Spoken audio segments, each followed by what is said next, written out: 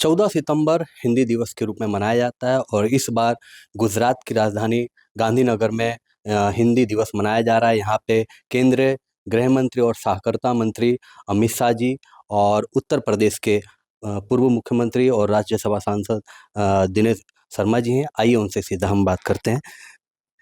दिनेश जी, पहले तो India voice की बात करने के लिए आपका पूरे हिंदुस्तानियों को भारतवर्ष के सौभाग्यशाली मोदी युग के हमारे भारतवासियों को, खासतौर से युवा भारतीयों को मेरी शुभकामनाएं। निज भाषा उन्नत है, सब उन्नत को मूल। सारी उन्नति के मूल में हमारी ये भाषा है और हिंदी भाषा हमारा आदर्श है, हमारा विवेक है, हमारा स्वाभिमान है। उस स्वाभिमान का एक तरीके से स्मृति दिवस है। हम सब लोग भाषा का प्रयोग करें, ये आह्वान है। और आज पूरा भारत इस महात्मा मंदिर में, आप देखो दसियों हजार लोग आज संपूर्ण देश के हिंदी के विद्वत जन यहाँ पर आए हैं।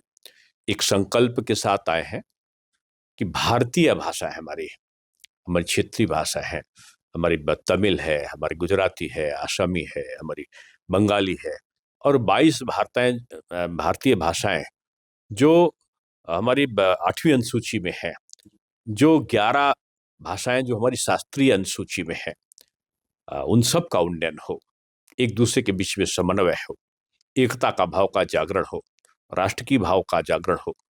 इन संकल्पों के साथ हम लोग यहाँ पर संपूर्ण भारत, विभिन्न भाषा भाषी क्षेत्रों के लोग यहाँ समाहित हैं। ये जन समुद्र देश की एकता का संकल्प लेने के लिए यहाँ पर एकत्रित है।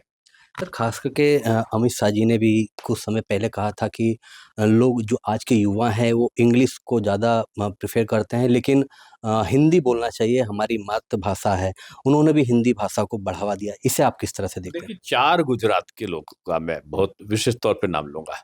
सरदार वल्लभ भाई पटेल हिंदी के बहुत बड़े पक्षधर थे और महात्मा गांधी बापू तो हिंदी के लिए बिल्कुल एक तरीके से आंदोलनरत हो गए थे और उन्होंने संविधान सभा में हिंदी को उचित स्थान मिले, इसके लिए बहुत सद प्रयत्न किए।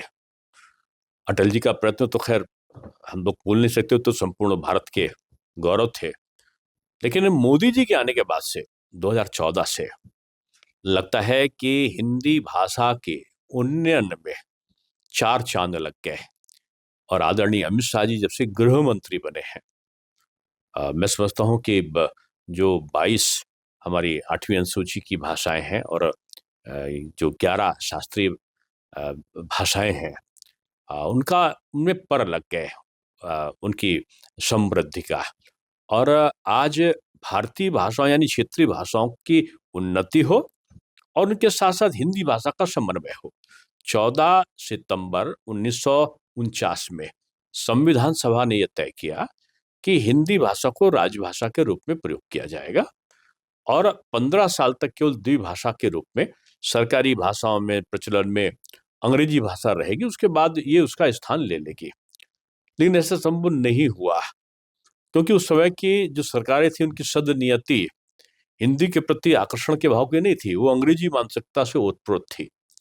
लेकिन 2014 के बाद से ये एक प्रवाह बहा है हिंदी के और क्षेत्रीय भाषाओं के उन्नयन का।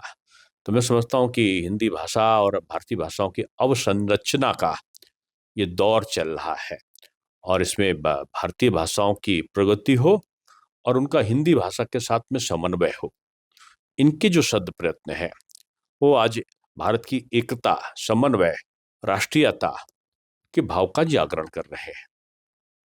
सर, खास करके वोट चोरी को लेके जितने विपक्ष हैं और अभी अखिलेश ने भी कहा है कि जनता अब रोड पे आएगी, और खास करके फिर प्रधानमंत्री मोदी जी ने जिस तरह से कहा है कि जितने भी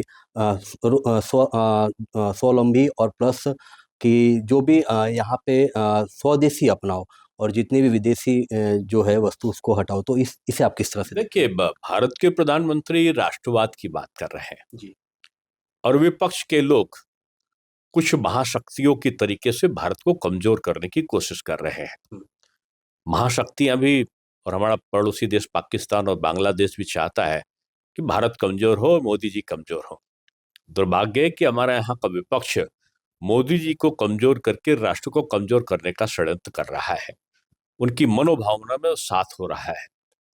और ऐसे समय में अगर कोई ये सोचता है कि वो इस युवा भारत को कमजोर कर देगा, तो उसकी कल्पना मैं समझता हूँ कभी पूरी नहीं होने वाली।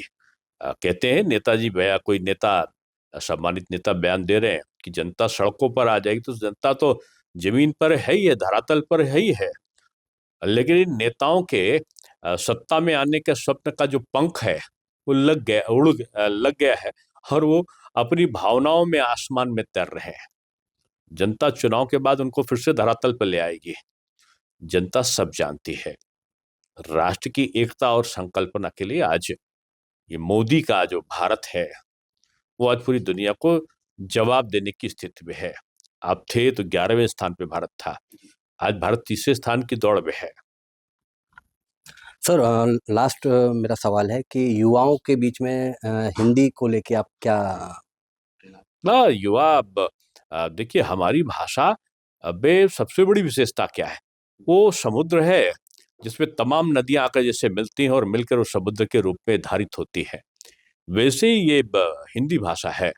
इससे तमाम अन्य जो भाषाएं थी, चाहे वो तमिल के शब्द हो वो भी इसमें है, चाहे पंजाब के शब्द हो वो भी इस पे है, चाहे उर्दू के शब्द हो वो भी हिंदी भाषा में समाहित है।